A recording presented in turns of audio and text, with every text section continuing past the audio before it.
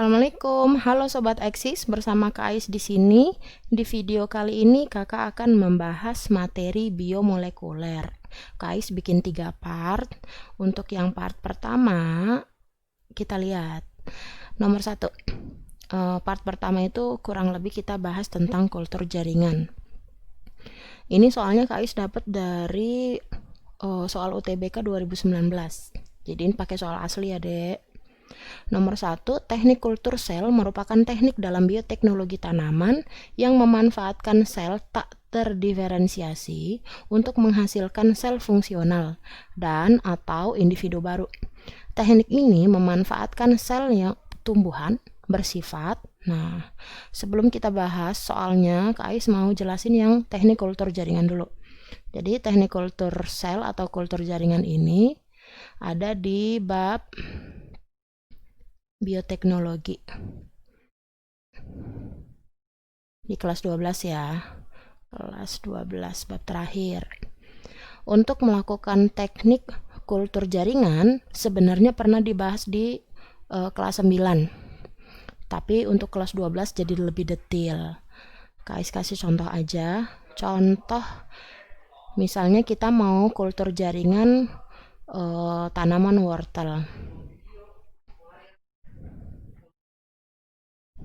Jadi pertama-tama kita siapkan si wortel. Ini ceritanya pohon wortel lah. Wortel. Oke, ini ada wortel. Terus nanti si wortelnya ini kan satu individu kan. Satu individu. Wortelnya nanti kita potong-potong. Setiap potongannya ini ceritanya udah dipotong nih, potongan dari wortel. Potongannya disebut dengan eksplan. Jadi eksplan itu adalah potongan dari satu individu atau dari jaringan ya. Jadi eksplan ini adalah jaringan makhluk hidup. Terus si eksplannya ini akan dimasukkan ke media. Jadi sebelum melakukan teknik kultur jaringan, kalian itu harus membuat media dulu. Kalau dulu guys waktu kuliah melakukan penelitian teknik kultur jaringan itu teknik kultur jaringan pisang kapendis, penelitian KAIS dulu. Jadi KAIS bikin medianya itu dari agar-agar swallow, tahu kan, yang plain ya, yang gak ada rasanya. Ada agar-agar, terus ada arang, terus ada kentang sama kecambah. Nah, dulu Kais pakai ini nih. Si arang, kentang, kecambahnya di blender jadi satu. Pas sudah di blender terus dimasak sama agar-agar plainnya. Jadi mirip kayak bikin agar-agar biasa, kayak bikin puding gitu. Terus kalau dia udah matang, terus udah agak hangat itu biasanya ditetesin hormon tumbuhan ya. Hormon tumbuhan waktu itu Kais pakai yang hormon auksin sama gibberellin. Habis itu nanti ditaruh di botol-botol atau di wadah. Terus botol atau wadahnya itu ditaruh di meja. Jadi mejanya itu untuk yang kultur jaringan emang ada meja khusus. Tempat-tempat wadah media. Kalau udah ditaruh di situ nanti mejanya bisa goyang sendiri. Goyang itu mungkin sekitar 1 atau 2 jam. Mungkin untuk percampuran si hormon dan bahan-bahan yang lain biar rata gitu. Nanti kalau sudah adem, baru bisa dipakai jadi media eksplan. Nah, ini ceritanya medianya udah jadi nih, si agar-agarnya. Nah, si eksplannya nanti ditempel lah di sini, dimasukin ke sini. Masukinnya tuh nggak kayak langsung masukin ini begitu aja. Harus di ruangan yang tertutup dan bersih. Dulu KAIS itu ruangan untuk kultur jaringan. Kalau mau masuk situ harus ganti jas lab yang benar-benar steril.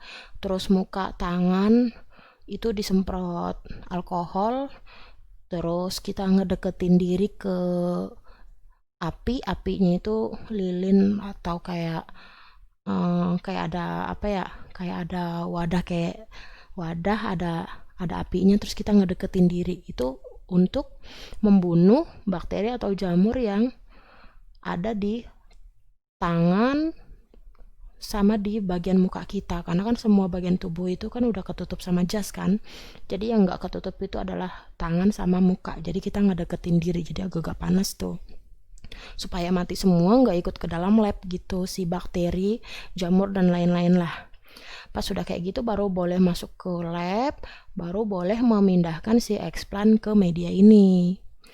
Nah, terus kalau udah ditempelin ke media ini, nanti kan ditunggu, dimasukin ke ruangan lagi, ada ruangan khususnya, ditunggu mungkin sekitar 1 atau 2 minggu, si explant-nya nanti dia akan tumbuh akar. Nah, mulai tumbuh akar nih. Kalau udah numbuh akar, kayak tulis di sini, tumbuh akar atau menyerupai akar. Kalau udah yang menyerupai akarnya tumbuh, maka namanya bukan explant lagi. Jadi explant ini adalah nama pertama nih. Nah, di sini nama keduanya disebut kalus. Jadi kalus itu adalah explant yang sudah tumbuh akar. Terus nanti medianya lama-lama habis nih, Dek, karena kan media itu kan zat hara buat dia ya, makanan buat dia. Dipindahin lah si kalusnya ke media yang baru. Ceritanya ini ada media yang baru. Si kalusnya dia udah ada akarnya banyak, ini bisa dipotong 2, dipotong 4, dan seterusnya. Bisa dipotong berkali-kali sampai banyak. Kalau dulu waktu penelitian KAIS tuh sampai 60 botol. Jadi 60 botol. 60 botol dari satu nih ya. Dari satu kotak ini atau dari satu jaringan ini KAIS bikin jadi 60 botol. Nah, habis itu apa yang terjadi? Ya udah, nanti dia didiamkan sampai dipindahin lagi ke media yang baru. Media yang baru sampai benar-benar jadi wortel kecil. Nah, ini aduh, guys, kurang jago gambar nih. Ini wortel kecil lah ceritanya. Kalau udah akarnya udah mulai agak kuat, dipindahin ke polybag. Polybag. Tahu polybag nggak, Adik-adik? Yang itu plastik hitam buat nanam bibit gitu. Ini ada polybag ceritanya. Dikasih sekam atau parutan kayu, terus dikasih tanah sedikit, dikasih pupuk dan lain-lain lah. Dipindahin si wortelnya di sini. Terus ditaruh di rumah kaca. Si polybagnya ini ditaruh di rumah kaca. Kalau waktu penelitian ya, Kais tuh excited banget mau masuk ke rumah kaca nih. Kayaknya keren aja gitu, rumahnya kaca semua.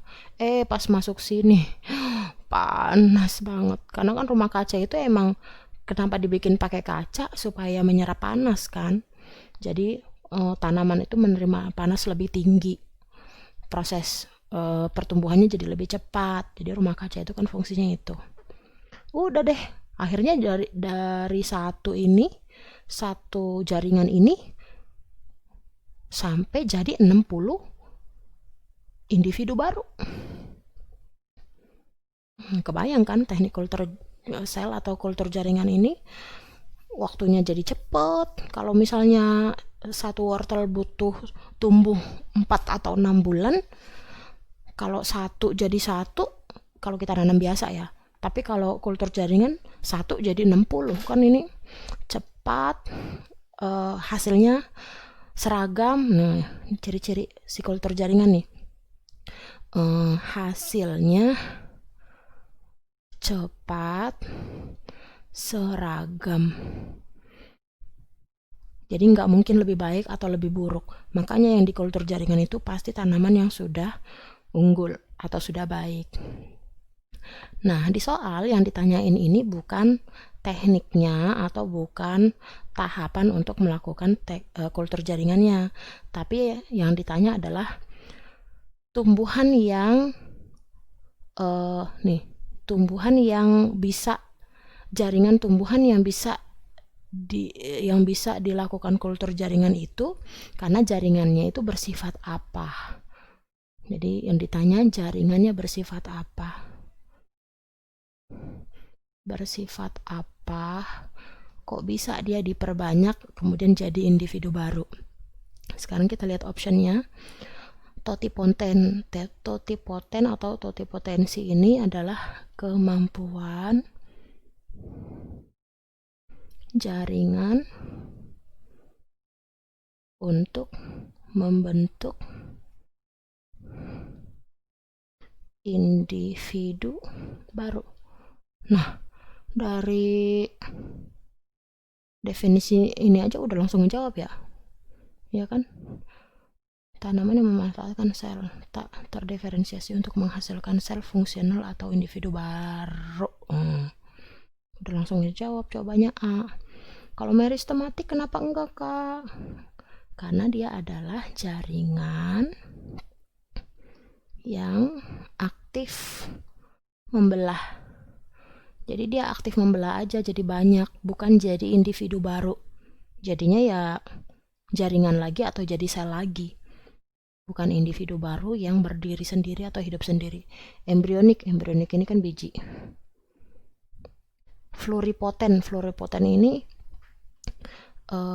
diferensiasi sel dari satu sel, kemudian dia berdiferensiasi menjadi tiga lapisan tubuh, yang ektoderm, mesoderm, endoderm, kayak gitu kan. Berarti tidak jadi individu baru kan, tidak jadi individu baru. Jadi clue-nya dari sini ya, harus jadi individu baru. Zigotik ya zigot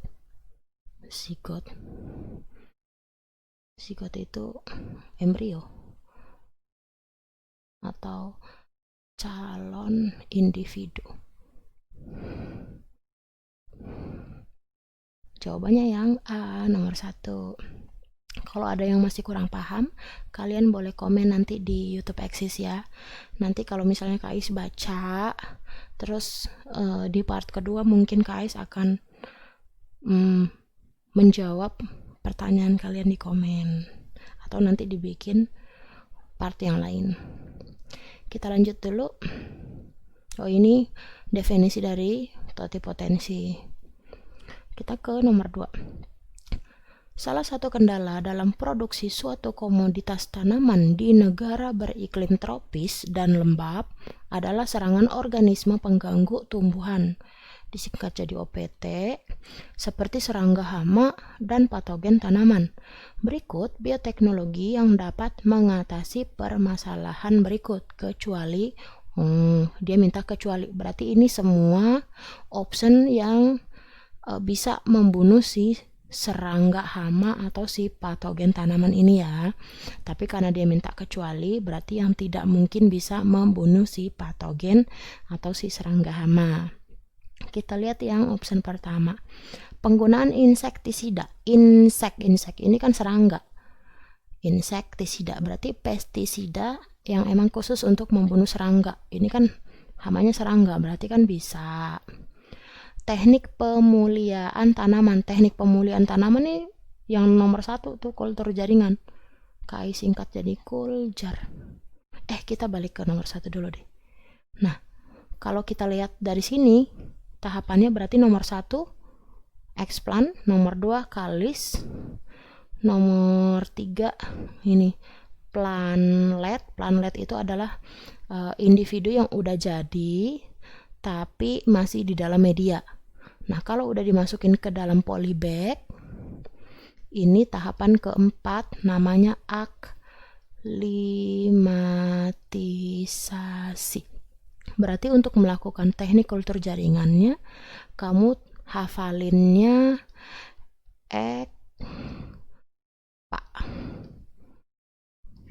E-nya explant, yaitu jaringan yang mau dikuljar.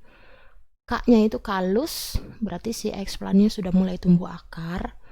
P-nya planlet, berarti dia sudah jadi individu sebenarnya, tapi masih ada di media.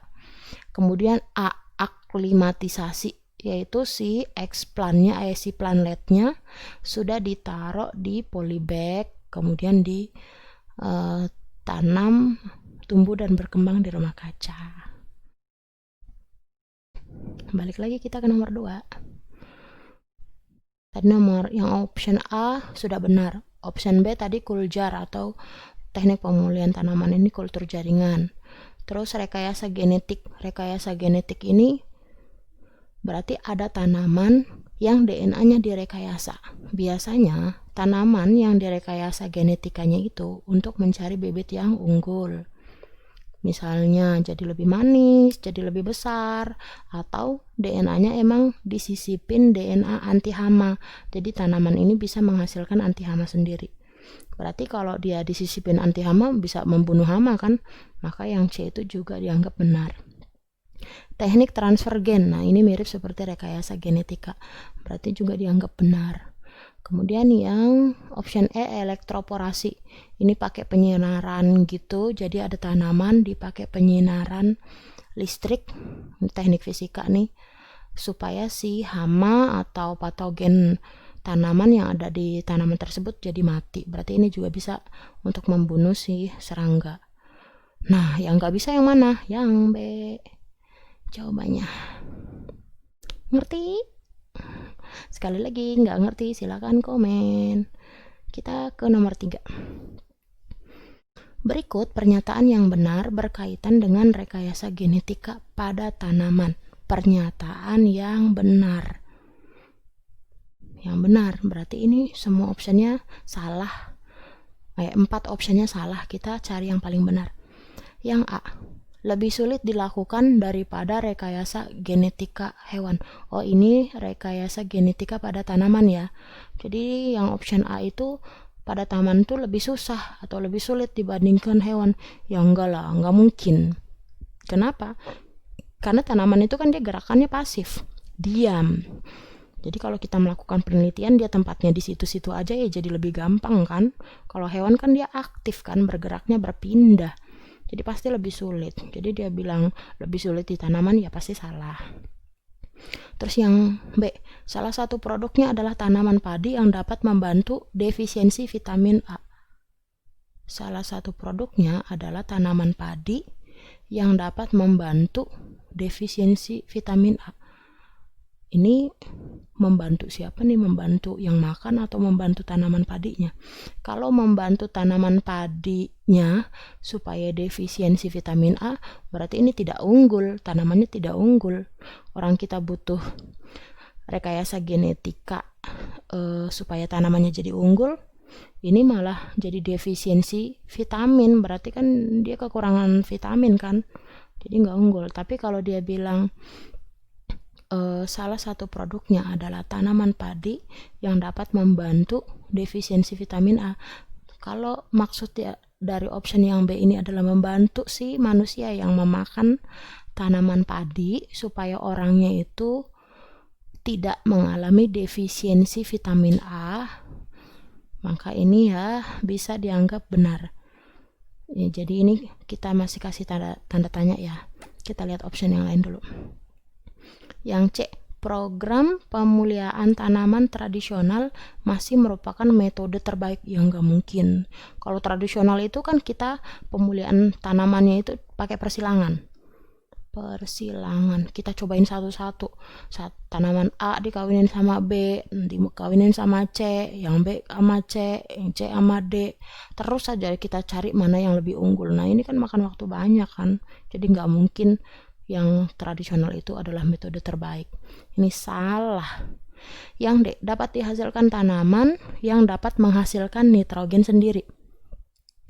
Kalau menghasilkan tanaman yang dapat menghasilkan nitrogen sendiri, ya kemungkinan bisa secara teori, karena kan tadi Kais bilang rekayasa genetika yaitu mengubah DNA atau menyisipkan DNA baru supaya si tanamannya jadi unggul. Nah, di sini unggulnya dia dapat menghasilkan nitrogen sendiri.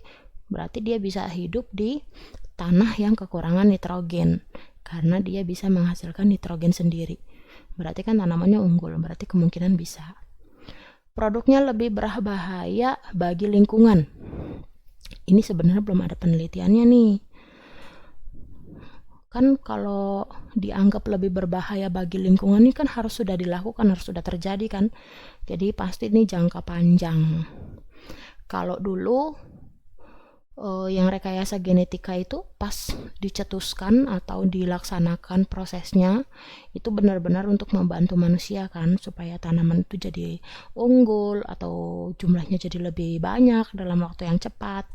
Tapi makin ke sini banyak percobaan yang mengabaikan hal-hal jangka panjang. Jadi yang penting itu ada tanaman baru unggul, ya udah langsung aja gitu booming. Nggak tahu jangka panjangnya gimana. Kalau jangka panjang yang pernah dibahas kalau di luar negeri itu tanaman transgenik atau tanaman yang DNA-nya sudah diubah itu sudah mulai dikurangi. Karena jangka panjangnya itu menyebabkan penyakit-penyakit baru. Walaupun penyakit barunya itu nggak jelas apa ya. Ya secara logika kalau ada tanaman DNA-nya diubah terus kita konsumsi dalam waktu yang lama terus menerus ya pasti kan mengubah struktur tubuh kita juga kan. Tubuh kita ini kan berdasarkan apa yang kita makan. Jadi kalau dia bilang produknya lebih berbahaya bagi lingkungan, ya bisa iya, bisa tidak juga. Kalau tidak berbahaya, ya sekarang ya tidak berbahaya. Yang sering kita konsumsi dari rekayasa genetika itu kan contohnya semangka tanpa biji tuh. Semangka nggak dibikin bijinya, padahal kan semangka itu harusnya punya biji kan. Tapi sekarang banyak banget semangka yang nggak ada bijinya. Nah itu kan sebenarnya sudah dilakukan rekayasa genetika. Gitu. Apa itu berbahaya bagi lingkungan? Kan enggak. Atau kita belum tahu. Karena kan nggak tahu jangka panjangnya. Jadi ini disebut lebih berbahaya. Kemungkinannya ya atau tidak. Produknya lebih berbahaya bagi lingkungan. Harusnya tidak sih. Kalau berbahaya kan nggak mungkin dilakukan ya. Nah, berarti yang paling benar ya udah jadi yang D deh. Karena kan tadi yang B ini kan dia masih bingung nih. Karena membantu siapa? Kalau membantu si tanamannya kan jadi nggak benar. Kita pilih yang D. Yang mau diskusi nanti ya. Ini kasih tambahan pengetahuan. Definisi tentang sel yaitu struktural fungsional terkecil dari makhluk hidup. Kita ke nomor 4. Prinsip penerapan teknologi kultur jaringan menurut konsep totipotensi sel. Yaitu prinsipnya apa nih? Dapat dilakukan dalam kondisi non-steril. Waduh, kalau kultur jaringan ini kan dia modern ya, dia sudah modern. Harus pakai lab, pakai tempat yang steril. Jadi non-steril itu no. Memiliki sel yang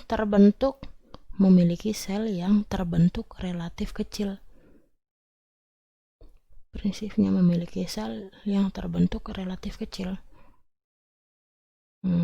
Apalah ini? Nomor 3. Khusus jaringan tertentu yang sanggup, ya bener dong, yang sanggup berdiferensiasi atau yang punya totipotensi kan. Ini benar banget nih. Menumbuhkan sifat meristematis sel tanaman. Ini juga bisa menumbuhkan sifat meristematis, jadi dia aktif membelah kan. Nah, prinsip penerapan kultur jaringan menurut konsep totipotensi berarti nomor 3 ini pasti benar. Nomor 3 itu pasti benar. Ada nomor 3 ada di sini, ada di sini. Nomor 1 dapat dilakukan kondisi non steril. Kultur jaringan tradisional. Kalau yang modern kan yang tadi harus wajib steril. Kalau yang tradisional ini bisa non steril. Emang ada yang tradisional? Ada. Kais lupa tadi. Ini contohnya stek atau cangkok. Kan cangkok itu kan memperbanyak tanaman juga kan, dalam waktu yang lebih singkat. Walaupun nggak sebanyak yang si modern. Berarti ini benar. Berarti nomor 1 benar, nomor 3 benar. Nah, sekarang kita lihat nomor 2. Memiliki sel-sel yang terbentuk relatif kecil. Prinsip ukuran sel kayaknya berpengaruh deh. Memiliki sel-sel yang terbentuk relatif kecil. Enggak nih, berarti yang benar cuma 1,3. B.